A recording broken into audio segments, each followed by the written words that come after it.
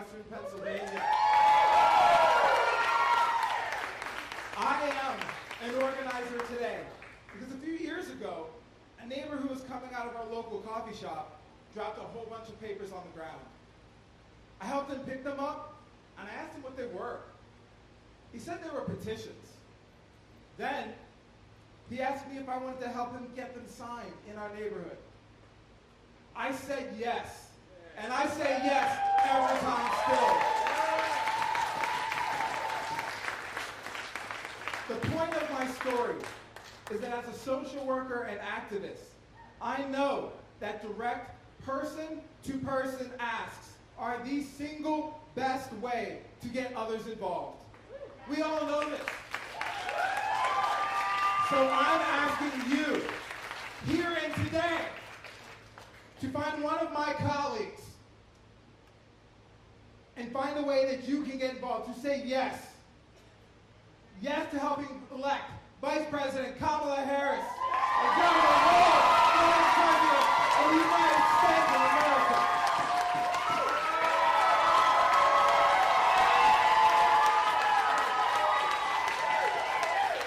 So it is the honor of my lifetime to introduce to you the Vice President of the United States, Kamala Harris, Governor Tim Walz, Second Ballot Doug Emhoff, and Gwen Walz. Now, as much as I was a fan of being asked to come to the front of the class, I want to hand it over to a real teacher who is passionate about teaching. So today I get the incredible pleasure to introduce to you my Western Pennsylvania family, a teacher from Minnesota, Mrs. Gwen Walz. Mrs. Walz, your class is ready. How about that transition? That makes my English teacher heart sing, right? Wasn't that amazing? Good afternoon, Pennsylvania. I just got off the phone and I left some messages, but I talked to some people who were super excited to vote for this ticket right here, the Harris-Walz ticket. So that was great. And they were also super excited to vote for Bob Casey. So yes. And I am so proud to be part of this Harris-Walz team. I just can't even hardly believe it. I cannot think of a better team than Kamala and Tim. Now, Tim only joined this ticket a little more than a week ago.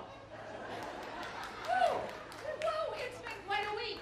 So I just want to introduce myself. Like many of you, I wear many hats. Or in my case, I say I wear many shoes. I'm a mom, I'm a sister, I'm a friend. I'm a retired military spouse, and right now, I'm the First Lady of Minnesota, which is a great honor. Thank you.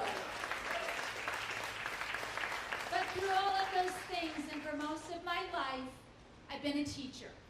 And that's how Tim and I first met. We were both teaching in Nebraska. He was teaching social studies, I was teaching English. Our students were really invested in how cute they thought this story would be, right? We even shared a classroom. It was the old choir room, and they put a divider right down the middle. His classroom was on one, mine wasn't on the other. Only that little thin divider. And I'm just going to tell you this. His class was a little louder than mine. But there was a lot of energy. And so what I noted right away is that we both shared a belief that every student deserves a chance. Every student, right, deserves a shot to succeed. It's a commitment that I know Vice President Harris shares, and I think Mr. Imhoff does too. So it is this vision that I think Tim and Kamala will fight for every single day in the White House.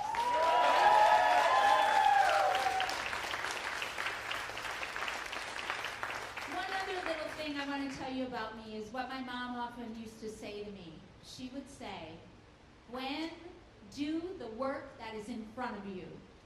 And I used to think that was the dishes, right? Cleaning my room. But what I realized, it was much more profound than that. It was about how I saw the world and what I thought about it, and what my vision for the world might allow me to see and do. So today, there is a lot of work in front of us. My mom would still say that. So I'm asking you to go ring some doorbells and knock on some doors. Let's talk to our neighbors.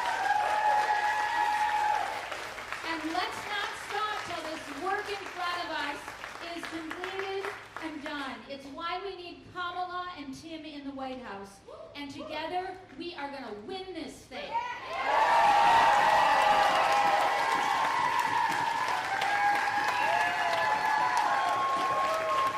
Gosh, I really like Pennsylvania. I think I might want to spend a lot of time there.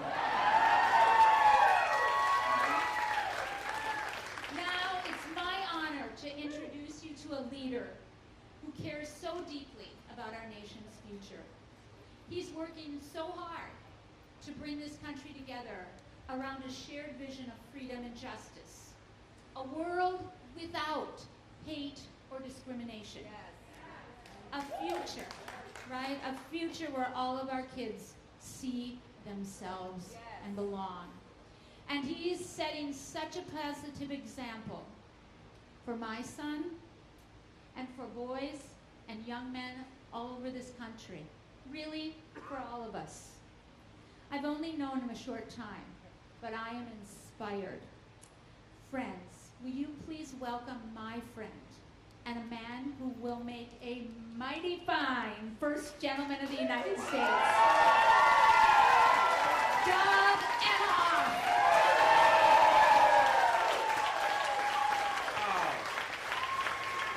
The future second lady of the United States. It's so good to be back in Pennsylvania. All right, so I'm just catching up on everything. Last time I saw the Waltzes, we were here, right? And I went away to Paris, and for the Olympics, came back, did a few other events around the country, and we just reconnected. And so what I told them is what I'll tell you. The whole world, the rest of the country, loves Tim and Gwen. Just to feel the excitement, the enthusiasm about this ticket is just incredible. And just getting to know you both just over this past week or so, I can see what the rest of the country sees. Just they're real, they're authentic, and watching the two of them speak with Gwen and her family behind the camera, just watching you, watch him, and watching your kids, watch their dad up there in awe. It was emotional. So it was really great to reconnect today on the bus. We're gonna have today, and we're gonna have an amazing, amazing week in Chicago, right? And Tim is unbelievable. We bonded almost immediately, but I actually met him when I was traveling to Minnesota, second gentleman, doing an economic tour. And I saw the governor there, and we were talking about how great of a governor he is because the economy is so fantastic in Minnesota. And he's going to bring that same kind of passion when he is the Vice President of the United States. And again, we really bonded. You saw me get up on that stage, and we just hugged it out. A few of my friends texted me, it's like, what's the deal? Like, I've known you for 20 or 30 years. You've never hugged me like that. Well, you've never been a vice presidential candidate before on stage. But we reconnected here, and it was my honor to see Tim see his first full figure cutout, which is in the campaign office. And I said, dude, you made it. You got a cutout. So without further ado, I want to introduce you to the next Vice President of the United States, Tim Walz.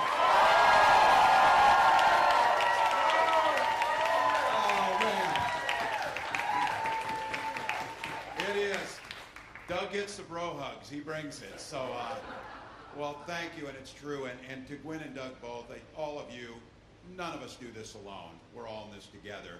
I think this is a room that knows this campaign will be won in rooms just like this all across the country.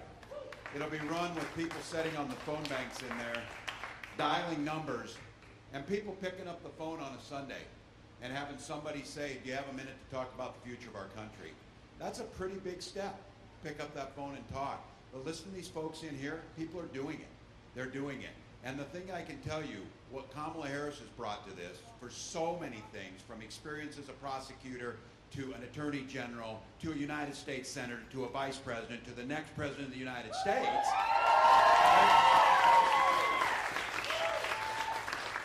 There's that resume, which is out without question.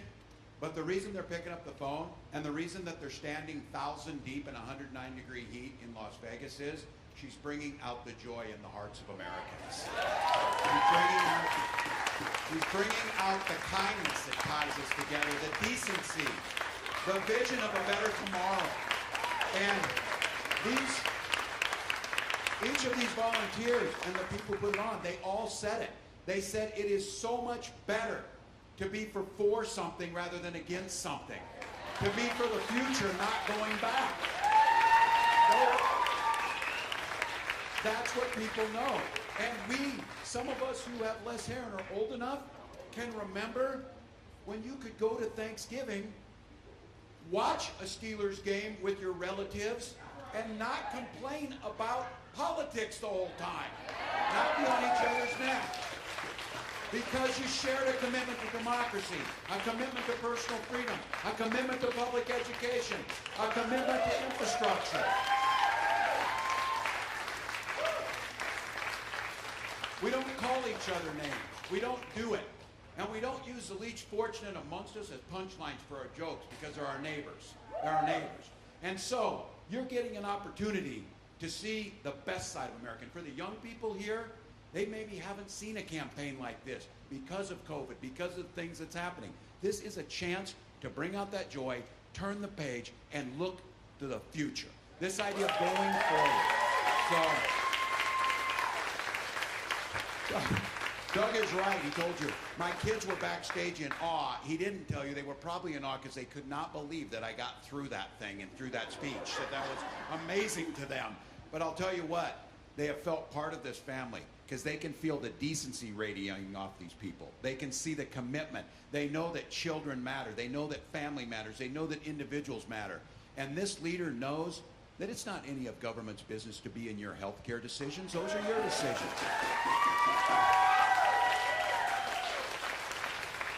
And this is a leader who celebrates love in all forms that it comes by, that we love each other. And for the young people, you hear somebody talking about this, we have the right to send our children to school to be free from being shot dead in their classrooms. That's what it is. And this as a nation can ensure clean water, clean air, and a bright future for our children. So I have to tell you, we got 79 days, and you'll hear me say this. Doug's going to correct me on this. I say, that's easy. We can sleep when we're dead. Doug said we can sleep on November 6th after this election is over, so you may be right. But look, coming into football country and being an old football coach, there's an old saying, you don't hope you're going to win, you prepare to win. And you give it the best you've got. And you know when that game's over, you want to know you left it all on the field. And that's all we're asking. Let's leave it all on the field. Let's get this thing done.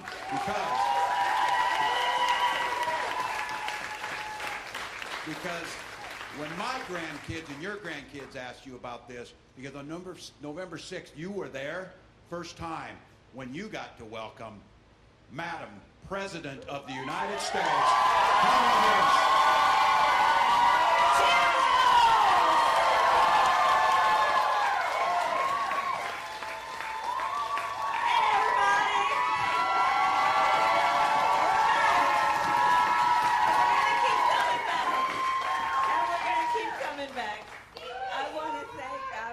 thank everybody. I want to start with Tim Walz. Isn't he fantastic? I like to call him Coach Walz. And you know, he's done so much for our country, and he's going to make an extraordinary Vice President of the United States.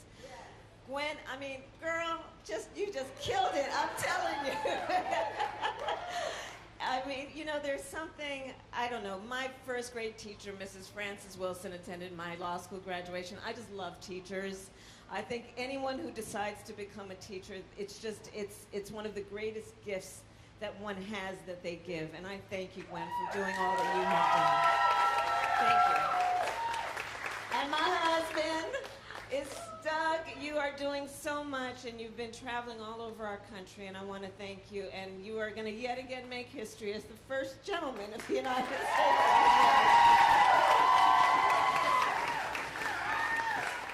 There are a lot of incredible leaders here. I want to just for a moment mention my friend Bob Casey. You have got to send him back to the United States Senate. For the time that I was in the United States Senate and worked with Bob, I'm going to tell you something. You know, we would have these meetings where all of the Democratic senators would get together for lunch. No cameras in the room. Bob, almost every time, was one of the ones who would stand up in that room with all the other senators from around the country, talking about the working people of Pennsylvania and why we needed to have you in our mind when we were thinking about national policy every single day. That's who Bob Casey is. Let's send him back to the United States Senate. Chris DeLuzio, we want to thank you. What he is doing in the halls of Congress, again, I mean, you sent some fighters to D.C., Pennsylvania. You sent some fighters to D.C. Your next Attorney General, DePasquale, where are you? I've done that work. I know what it requires, and you're going to be outstanding. So you've got a lot of work, Pennsylvania, on your shoulders right now that you're carrying, and you who are here volunteering to do this work. And we're going to get it done. And Malcolm Kenyatta knows exactly what I'm talking about. I see him almost every time I come into the state. So I want to just address you all right now as the volunteers. You know, Tim said it. This campaign for us is really born out of love of country. We all here, we love our country. And we know our country is going to be as strong as our willingness to fight for it. And to fight for what we stand for. You know, when you know what you stand for, you know what to fight for. When you stand for working people, you fight for working people. When you stand for freedom, whether it be to make decisions about your own body or love who you love, you fight for those things. When you believe in ending child poverty, you fight for that. When you believe in what we need to do to lift up the middle class, you fight for the middle class. These are the things we stand for, and these, therefore, are the things we fight for. And that's what our election is about. Our election is about understanding the importance of this beautiful country of ours in terms of what we stand for around the globe as a democracy. As a democracy, we know there's a duality to the nature of democracy. On the one hand, incredible strength when it is intact. What it does for its people to protect and defend their rights, their liberty, and their freedom.